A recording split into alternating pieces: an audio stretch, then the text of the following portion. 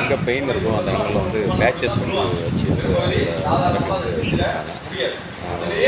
சுற்றுலா 9 நாள் வந்து பேட்ச் ரன் ஆகிட்டு முடியாது. அதே போல நம்முடைய கையை பொறுத்த வரைக்கும் ரொம்ப சாஃப்டான பகுதி, அங்கேயும் நம்ம ரொம்ப ஹார்டான விஷயங்கள் செய்யறது கஷ்டம். ஆனால் நம்ம இங்கே ஹேண்ட் தெரப்பி கொடுக்குறோம். பாய் எடுத்துருக்காங்க பார்த்தீங்களா, ஹேண்ட் தெரப்பி நம்ம கொடுக்குறோம். முக்கியமாக அந்த கழுத்து வலி, இந்த ஷோல்டர் பெயின், அதே மாதிரி கை மதக்கிறது, அது எடுக்கிறதுக்கு கேட்கணும்ல. சொல்லிட்டே இருந்தேன் எடுக்கல அப்படின்னா நீங்க தானே கேட்கணும். சரியா? 350 பேர் வரீங்கல்ல. இப்போ நான் சொல்ல வந்த செய்தியை முடிக்க முடியாமல் நீங்கள் இடையில முடிச்ச உடனே கேளுங்க, நான் சொல்றேன். அப்போ இந்த மாதிரி இடங்களுக்கு நம்ம என்ன பண்றோம்னா தெரப்பி கொடுக்குறோம். அது போக காலில் நம்ம தெரப்பி கொடுக்கும்போது என்ன நடக்குதுன்னா, நீங்க ஒரு 3/4 மணி நேரம் 45 நிமிஷம் வெறும் காலில் நீங்க ஒரு 6.5 கிலோமீட்டர் வாக்கிங் போனீங்கன்னா என்னென்ன எஃபெக்ட் எல்லாம் இருக்குமோ உடம்புல தெரியுமோ அதெல்லாம் உங்களுக்கு இதுல தெரியும். சொல்லுங்க. அதான் நான் முடிக்கவே இல்லை சார்.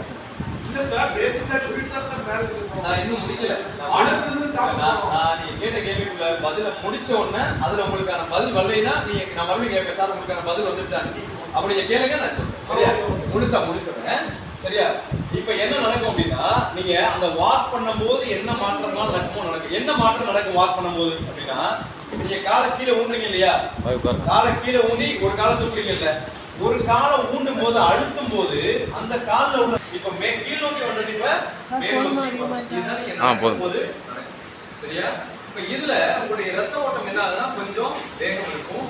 எந்தெந்த இடத்துலலாம் ரத்த குழாய்கள் அடைப்பு இருக்குதோ அதை பூரா என்ன ஆகுது சரி செய்யும். மேக்ஸிமம் டாக்டர்ஸ் பாருங்க, சுகர் வந்துச்சுன்னா என்ன சொல்றாங்க சார்? வாக்கிங் போக சொல்றாங்களா? பிரஷர் வந்தா உடம்பு குறைக்கணும்னா பிசிஓஎஸ் அதாவது கர்ப்பப்பை சம்பந்தப்பட்ட பிரச்சனை வந்தா என்ன சொல்றாங்க? இப்ப லைட்டா இப்பதான் சார் முதுகு வலி ஆரம்பிக்குது அப்படின்னு சொல்லும்போது என்ன சொல்றாங்க? உடம்ப சரியா வச்சுக்கிறது எல்லாத்துக்குமே என்ன பண்றாங்க? வாக்கிங் போங்க. வாக்கிங் பாய் பேசுறா காலுக்கு வாக்கிங் போகும்போது என்ன நடக்குது? ரத்த ஓட்டம் சீராகுது. இது மட்டும்தான். ரத்த ஓட்டம் சீராகும் போது என்ன ஆகுது? ரத்த பாய்கள் மூலமா உங்களுடைய உறுப்புகள் எல்லாத்துக்குமே ரத்தம் சரியா போய் சேரும் பொழுது உங்களுடைய உறுப்புகள் சரியா செயல்பட ஆரம்பிக்குது. சார் இப்போ வாக்கிங் சரியா? இதுதான் உங்களுடைய எக்ஸாக்ட் வாக்கிங் போகும்போது நமக்கு நடக்குது. ஓகே, இந்த தெரப்பி எடுக்கும்போது என்ன நடக்குது? எதனால ரத்த ஓட்டம் சீராகுது நடக்குதுன்னா, இது முதல்ல கரண்டா இல்லையா அப்படிங்கிற விளக்கம் உங்களுக்கு சொல்லும் போது நீங்க எடுத்தீங்களா இல்லையா? இல்ல சார், அதுக்குமே நீங்க இல்லையா டே 1 மாதிரி நான் உங்களுக்கு சொல்லணும். 5 நாள் வந்திருக்கீங்க, 5 நாள்ல ஒரு நாள் கூட சாருக்கு போய் சேரல. அந்த மாதிரி எத்தனை பேருக்கு போய் சேராம தெரியல. சரி, நான் அடுத்து விளக்கம் சொல்றேன். ஓகே, இதை தெரிஞ்சுக்கங்க. இப்போ உங்களுக்கு கால் மூலமா நம்ம அந்த வைப்ரேஷன் கொடுக்குறோம்ல,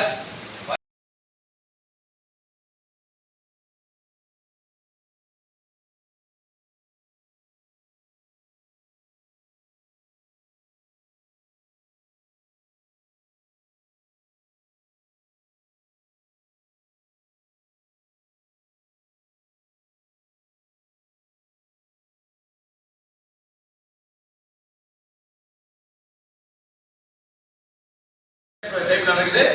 12 டைப்ல நீங்க உட்கார்ந்து எத்தி பாத்தீங்கன்னா தெரியும். 12 டைப் வைப்ரேஷன் மாறி மாறி மாறி மாறி வரும்.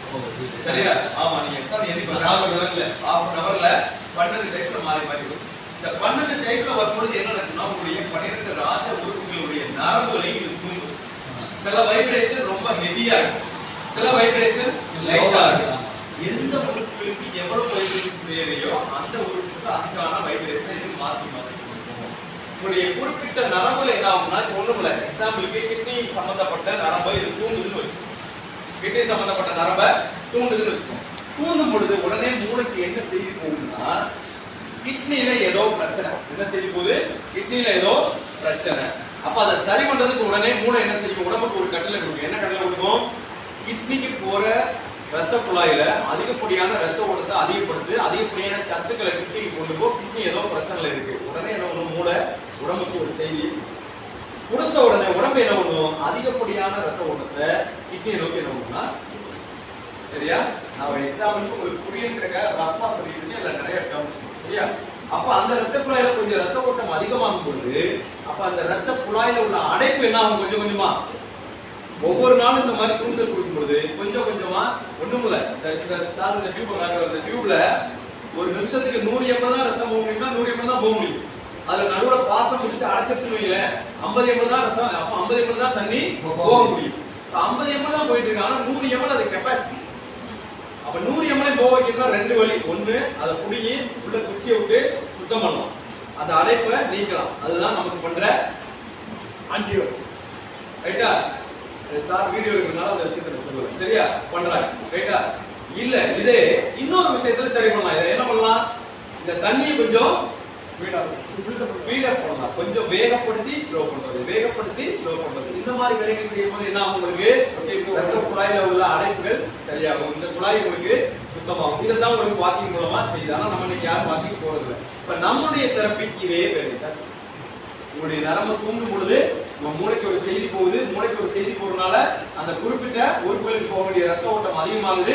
ரத்த ஓட்டம் அதிகமாகறதுனால ரத்த குழாயில உள்ள அடைப்பு என்ன ஆகுது? சரியா? ரைட்டா? இதுதான் உங்களுக்கு உடம்புல நடக்கிற விஷயம். சார் இத நீங்க இந்த கால்ல வைக்கும்போது இந்த வைப்ரேஷன் வருது சார், எனக்கு இது கரண்டோன்ற ஒரு டவுட் இருக்கு சார். இது கரண்டோன்ற டவுட் இருக்கு. எத்தனை பேருக்கு இருக்கீங்க? மற்ற எல்லாருக்குமே உங்களுக்கு இந்த விளக்கம் தெரியும், சாருக்கு மட்டும் அந்த விளக்கம் தெரியாது. அவருக்கு மட்டும் சாருக்கு மட்டும் சின்ன எக்ஸாம். சரியா சார்? இப்போ இன்னும் எத்தனை நிமிஷம் சார் இருக்கு உங்களுக்கு? ஒரு நிமிஷம் இருக்கா? ஒரு காலம் மட்டும் எடுத்து கீழே வைங்க. இல்ல வைப்ரேஷன் வரல, இல்ல காலத்துக்குள்ள வச்சுட்டீங்கன்னா முடிஞ்சிடும். அதனால சரியா? காலத்துக்குள்ள வச்சுட்டீங்களா? அந்த ஒரு கால கீழே வைக்கும் பொழுது ஏன் சார் உங்களுக்கு வைப்ரேஷன் தெரியல? கரண்டா இருந்தா என்ன செஞ்சிருக்கும்? ஷாக் அடிச்சிருக்கும். அந்த கால் வச்சாலும் சரி, ஒரு விரல வச்சாலும் சரி, என்ன பண்ணும்? எத்து பண்ணும்போது ஒரு ஷாக் அடிக்கும். எக்ஸ் அடிக்கிறேன் கால் எக்ஸோட கனெக்ட் ஆகும்போது உங்களுக்கு ஷாக்கே கொடுக்கும். அது எவ்வளவு லோ ஃப்ரீக்வன்சியா இருந்தாலும் சரி, எவ்வளவு ஹை ஃப்ரீக்வன்சியா இருந்தாலும் சரி, என்ன பண்ணும்? உங்களுக்கு ஷாக் அடிக்கும். ஷாக் தெரியும். ஆனா ஒரு காலம் நீங்க வைக்கும்போது ஏன் தெரியல? ஒரு காலம் புதுசா வச்சிருக்கீங்கல்ல, கரண்டா இருந்தா அடிச்சுக்கணும்ல. அப்ப இது என்ன இல்லைன்றது உங்களுக்கு தெளிவாகுதா? 100% கரண்ட் இல்ல. கரண்ட் இல்ல. ரெண்டாவது நீங்க காலை உள்ளே வச்சுக்கங்க. அந்த கால் வச்சு முடிஞ்சா இருக்கா? முடிஞ்ச டைம் முடிச்சோம். ஒரு தடவை செக் பண்றேன். அப்புறம் எப்படி நான் உங்களுக்கு கண்ணை கொடுக்க முடியும்? புரியுதுங்களா? மூணாவது, முதல்ல நீங்க வைப்ரேஷன் எந்த இடத்துல உங்களுக்கு தெரிஞ்சு? எனக்கு வந்து உள் பாதத்துல வரல, பாதத்துல, அதாவது மொத்த பாதத்துல கீழ் பகுதியில தெரிஞ்சிருக்கும். கீழ் பகுதியில உங்களுக்கு தெரிஞ்சிருக்கும். அப்புறம் போக போக உங்களுக்கு எங்க தெரிய ஆரம்பிச்சு? எல்லா பகுதியும் பரவாயில்ல தெரியும். அந்த சார் வந்து அப்புறம் எங்க தெரிஞ்சு? சில பேருக்கு மேல் பாதத்துல செஞ்சிருக்கும். இந்த கணுக்கால் ஜாயிண்ட்ல வந்து சார் ஜாயிண்ட். இப்போ உங்களுக்கு டைம் மாறி இல்லையா?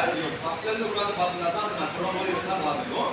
கணுக்கால்ல மாறி அடுக்கால் கொஞ்ச நேரம் கழிச்சு என்ன பண்ணும்? இந்த கணுக்கால் சதையில தொங்கு சதை பகுதியில தெரியும். அப்புறம் வந்து இந்த தொங்கு சதை பகுதிக்கு முன்பகுதி வைப்ரேஷன் மாறி மாறி வரும். கரண்டா இருந்தா சார், ஒருவேளை கரண்டா இருந்தா நான் உங்களுக்கு காலில் கரண்ட் கொடுக்கும்போது பாவம் பாய்க்கு எதுவும் தெரியல, இன்னும் கற்றுக்கல, அதனால என்ன பண்ணுவோம்? மாத்தி மாத்தி அடிப்போம்னு அடிக்குமா? இல்ல உள்ளங்கால்ல இருந்து உச்சந்தலை வரைக்கும் ஒரே மாதிரி அடிக்குமா? ஒரே மாதிரி அடிக்கும். ஏன் சார் நீங்க அப்படி அடிக்கல? புரியுதா? சரி, இது கரண்ட் இல்ல சார், எனக்கு புரிஞ்சிருச்சு. அப்ப இது என்ன சார் அப்படின்னா, இது ஒரு மேக்னெட்டிக் வைப்ரேஷன். சரியா? காந்த அதிர்வு அலைகள். புரியுதா? காந்த அதிர்வு அலைகள். இது நான் முதல் நாள்ல இருந்து ஒவ்வொரு பேட்ச்லையும் சொல்லிட்டு இருக்கேன். இடையில எப்படியும் நீங்க மிஸ் ஆயிடுங்க. எப்படி? ஏன்னா 5 நாள் நீங்க வந்திருக்கீங்க, 5 நாள் வந்ததுக்கு ஏதாச்சும் ஒரு பேட்ச்லயாச்சும் உங்களுக்கு தெரிஞ்சிருக்கணும். ஏதோ ஒரு கேப்ல மிஸ் ஆயிடுங்க. ஏன்னா சொல்லிட்டே இருக்கணும் இல்லையா? பெரும்பகுதி புதுசா வந்தவங்களை தவிர மற்ற எல்லா நபர்களுக்குமே இந்த விஷயம் தெரிஞ்சிருக்கு. அதனால உங்களுக்கு தெரியாம போனது அது நான்